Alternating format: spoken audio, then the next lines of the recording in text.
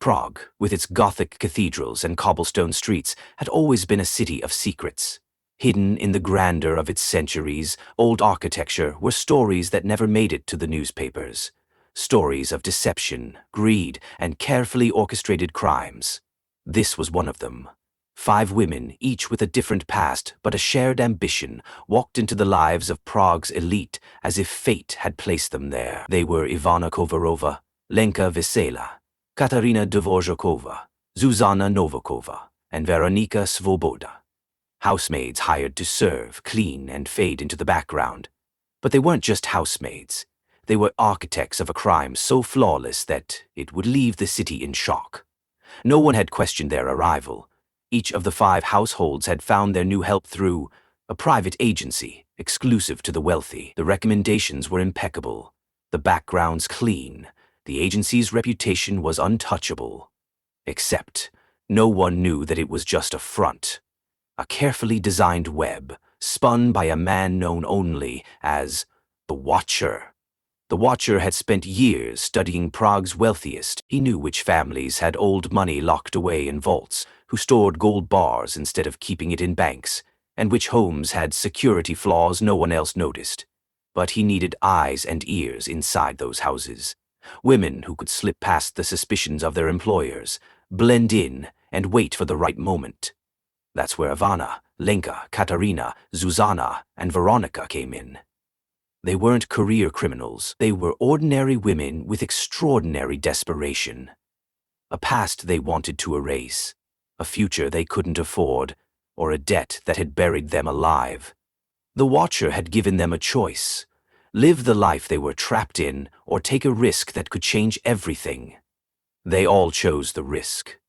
Each house they entered belonged to a different kind of elite. One Milan Harubi, a ruthless banker known for laundering money for underground syndicates. His wealth was stacked in gold bricks inside his home vault. 2 Dirt Jindrich Mali, a retired surgeon with a private collection of antique gold coins, passed down through generations. 3 Radek Cerny, an art dealer who hoarded gold artifacts smuggled from war-torn regions. 4 Petra Havelkova, a widow whose late husband had amassed gold bars instead of keeping money in banks, fearing another financial collapse. 5 Tomas Vacek, a politician with a Latin safe inside his wine cellar filled with gold, jewelry, and illegal cash. None of these people were innocent. They had built their wealth on corruption, deceit, and crime. The Watcher had chosen them for a reason. No police force would work too hard to protect criminals from another crime. For 4 weeks, the 5 women played their roles perfectly. They cleaned, cooked, and gained trust. They memorized the security codes when no one was looking. They listened to careless conversations, took note of habits and weaknesses. They discovered which safes were real and which were decoys meant to fool burglars. Lenka noticed that Milan Harubi never checked his vault himself. His wife handled everything. Katarina found out that Dr. Male's coin collection was in a locked study, but he always left the key in his desk drawer. Veronika realized that Petra Havelkova was too trusting. She believed in good people, even when surrounded by thieves. They left no trace of suspicion, no mistakes, no greed. But as the final week approached, a dangerous thought crept into their minds. What if something went wrong? What if the Watcher wasn't as loyal to them as he seemed? What if one of them was already planning a betrayal? The clock was ticking. 7 days left. Subscribe now. This story is just getting started. The plan had to be perfect. There was no room for mistakes, no second chances. Over the last month, Ivana, Lenka, Katarina, Zuzana, and Veronika had become ghosts inside their respective houses, unnoticed yet ever present. They had mapped out every corner, memorized every habit, and located every flaw in the security systems. Now, it was time to act. The countdown begins. Day 1. Positioning the pieces. The Watcher had given them strict orders. Act normal, follow the routine, and ensure there are no last-minute surprises. The first day was about making sure that everything was set. The women were given different tasks based on the specific security systems of their houses. Ivana, working in Milan Hubit's mansion, ensured that the motion sensors in the hallway leading to the vault were slightly misaligned. A minor adjustment, enough to create a blind spot, but not enough to trigger an alert. Lenka prepared a duplicate key to Dr. Meili's study, where the antique gold coins were kept. She had made an impression of the original key weeks ago and handed it off to the watcher. Now, the replica was in place. Katerina worked on Radek Cherny's security cameras. His system backed up to a private server, but he never checked it himself. His assistant did. A simple delay in the backup process would give them a 3-hour window to act. Zuzana took a risk. Petra Havelkova was lonely, often inviting her for tea. That day, Zuzana acted distracted, planting the idea that she might leave soon, just enough to ensure Petra wouldn't think twice if she disappeared the next night. Veronika had the hardest job. Tomas Vasek's home was filled with guards. She needed an excuse to access the wine cellar where the safe was hidden. That evening, she accidentally knocked over a bottle. Not enough to cause suspicion, but enough to make him send her back the next day to clean up. By midnight, they were all still employed, still trusted, and still invisible. Day 2. A small distraction. They needed one last test run. The watcher had planned it. Something simple, harmless, but enough to see if the employers noticed any unusual behavior. Ivana deliberately left a light on near the vault and waited to see if Milan Hubi's wife noticed. She didn't. Lenka tested the new key. It worked smoothly. Katerina tampered with one security camera and watched the assistant's reaction. The man shrugged it off as a technical glitch. Zuzana left a drawer slightly open in Petra's bedroom, a test to see if she'd notice. She didn't. Veronika deliberately tripped in the wine cellar. Tomas Vacek barely looked at her, too busy on his phone. Everything was still going according to plan. The watcher sent them a simple message that night: proceed. Day 3. The first strike. The heist was designed to happen in phases. They couldn't rob all 5 houses on the same night. It would cause immediate panic and increase security before they finished. Instead, they would move one by one. Ivana was first. At exactly 2:37 a.m., she entered H. Ruby's office. The vault was locked, but the override code had been accidentally seen weeks ago when his wife used it. Ivana keyed in the numbers. A second of silence. Then, click. Inside, neatly stacked bars of gold gleamed under the dim light. She worked fast, placing them inside a bag hidden beneath the cleaning supplies. She only took half, enough to avoid immediate suspicion. By morning, she was back to dusting furniture. Hubi didn't notice a thing. Day 4, Lenka was next. Dr. Meili was a creature of habit. Every Wednesday, he went to the countryside, leaving the house empty. Lenka unlocked the study and worked quickly. The gold coins were stored in a climate-controlled case, but she had come prepared. She replaced them with replicas, identical in weight and design. To Mali, nothing would seem out of place. By noon, she was gone. The old doctor wouldn't notice until he tried to sell them, but by then she'd be long gone. Day 5, Katerina had the easiest job, but also the most dangerous. Radek Cherny had hired an IT specialist to check his security system after she had tampered with it. If he found something, everything would collapse. She waited in the hallway as the specialist ran a diagnostics test. Beads of sweat formed on her neck. Then he sighed. Just a minor lag, nothing serious. Katerina almost smiled. That night, she entered his private vault room and slid out 2 golden artifacts, small enough to fit inside the lining of her coat. Day 6. Zuzana had grown close to Petra Havelkova, but she didn't hesitate. In the early morning, she left with gold bars hidden in a false-bottomed suitcase. She sent Petra a text. "I have to leave. Thank you for everything." It was vague enough to prevent suspicion. By the time Petra realized what had happened, Zuzana would be just another vanished name. Veronika's turn came next. She entered the wine cellar under the pretense of organizing the bottles. Vacek wasn't home, and his guards rarely checked downstairs. She entered the safe combination she had memorized from a slip of paper Vacek had carelessly left in his study. The door swung open. Gold. Stacks of it. She worked fast, taking what she could carry, but just as she turned, footsteps. A guard. Her heart pounded. She grabbed an empty wine crate, covered the gold with bottles, and calmly walked past the man as if nothing had happened. She exhaled only when she was outside. Day 7. By the time the thefts were noticed, they were already on a plane. 5 women, each carrying a different passport, left Prague on separate flights. Their employers were waking up to emptied vaults and unanswered calls. The Watcher had wired their shares. Their old lives were over. No police report was filed. Who would admit they had been hiding millions in untaxed gold? They had pulled off the perfect crime, or so they thought. Because, as Veronika settled into her new life in Spain, she found a message waiting for her. "You took something that wasn't yours. I'm coming for it." She wasn't sure who sent it. The Watcher? Vacek? Someone else? One thing was certain, it wasn't over. Want to know what happens next? Subscribe now. This story is just getting started. Veronika stared at the message on her burner phone, her heart pounding.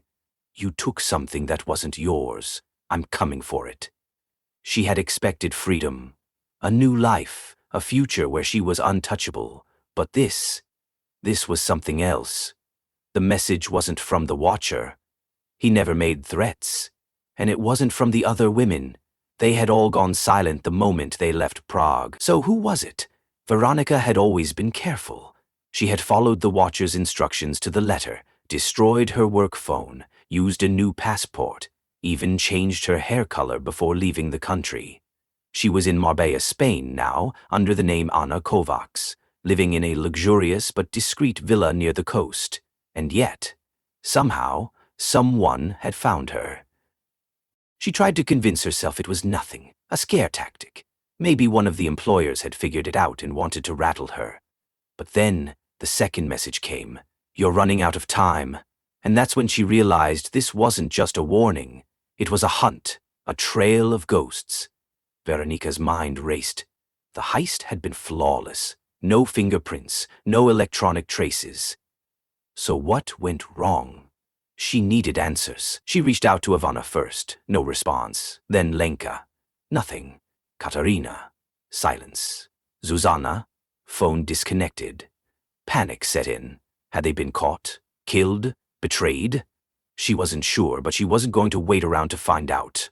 The first target. That night, Veronika packed a small bag. She left behind the villa, the gold, everything. She had to move fast. Whoever was after her wasn't just watching. They were closing in. Her first stop was Lisbon, Portugal. If anyone could help her, it was Lenka. The sharpest, the most paranoid. If she was still out there, she'd have a plan. But when Veronika arrived at Lenka's last known location, she found nothing but an empty apartment. No furniture. No signs of life. Just a single sheet of paper taped to the door. 4 words. "Too late. I found her. Someone had beaten her here. And now, Veronika knew. They were hunting them, one by one." Veronika sat in a dimly lit bar in Lisbon, gripping a whiskey glass with shaking hands. She had never been afraid before. Not when they planned the heist, not when they executed it, not even when she walked out of Tomas Vacek's house with millions in gold.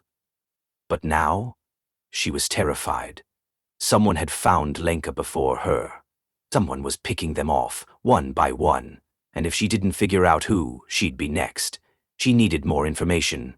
She started making calls, using old contacts from her days before the heist. Smugglers, forgers, criminals. People who knew how to make others disappear. Only one call got her a response. A man named Luka Novak. He was an information broker. A ghost. If someone wanted to track people like her, he would know. When she met him in a cafe the next morning, he barely looked up from his coffee. "You're a dead woman walking," he said, stirring his spoon lazily. Veronika clenched her fists. "Who is it?" Luka smiled. "Not who you think." He slid a file across the table. She opened it, and her stomach dropped. Inside were surveillance photos. Her, Lenka, Katarina, Zuzana, all taken in the last 3 weeks, and then, at the bottom of the stack, a name. The Watcher. Veronika's blood turned to ice.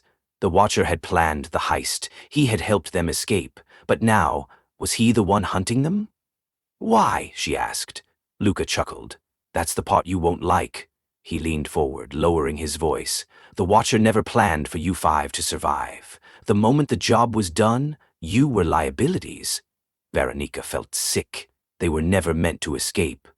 You have two choices, Luca said, standing up. Run or kill him first. Veronika didn't hesitate. Where is he? Luca grinned. That's the fun part. He's already looking for you. And at that moment, Veronika's phone buzzed. She looked down. One message. See you soon. This story is about to explode. Want to know what happens next? Smash that subscribe button. The real war is just beginning.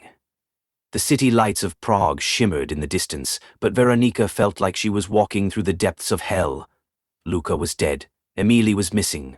Sophia's last message had been nothing but static before the line went dead. It was just her now, and she knew exactly who had orchestrated this chaos. The Watcher. But what she didn't know was why. A sudden twist. A text appeared on her burner phone. One last meeting, you know where, no more games. No number, no signature. But she didn't need one. Only one person could have sent it. Her hands trembled as she typed a response. If this is a trap, I swear. The reply came instantly. You don't have a choice. The silent room. The location was a rundown cafe near the Vltava River, once a lively tourist spot, now a forgotten ruin with flickering streetlights and shattered windows. She walked in, gripping the knife hidden in her coat, and there he was, the Watcher, sitting at a table, sipping black coffee like this was a casual conversation. Across from him, Emily, alive, but barely, hands tied, a bruise forming on her cheek. Sit, the Watcher said, not even looking up. Veronika's blood boiled. You bastard. A small smirk. You always had a sharp tongue. She took a slow breath, trying to steady herself. Why? She asked. Why kill them? We did everything right. The Watcher sighed. Did you? The true mastermind? He slid a folder across the table. Inside were bank statements, flight records, secret accounts, proof that someone in their crew had been planning to cut a deal behind their backs. And that someone was Emily. Veronika's breath caught in her throat. No, that's not possible. Emily's eyes filled with tears. Vero, please, I didn't. But Veronika knew the truth. This wasn't a setup, this was justice. The Watcher leaned back, watching her. You wanted answers. Now you have them. Veronika stared at Emily, her best friend, her sister in crime. Had she really planned to betray them? Would she have handed Veronika over to save herself? The silence stretched. Then the Watcher spoke again. You know what has to be done. A gun appeared on the table. A choice. Veronika clenched her fists. She could take the gun, end it here, walk away with her life. Or she could refuse and leave herself open to her own betrayal. The final shot. Her fingers hovered over the gun. Amelia sobbed. Please. A pause. Then, bang. A single shot echoed in the empty cafe. Veronika stood. She didn't look back. She didn't need to. Outside, the city continued as if nothing had happened. She had lost everything, but she was still alive, for now. Was it the right choice? Would you have done the same? Let us know in the comments, and don't forget to subscribe for more gripping crime stories.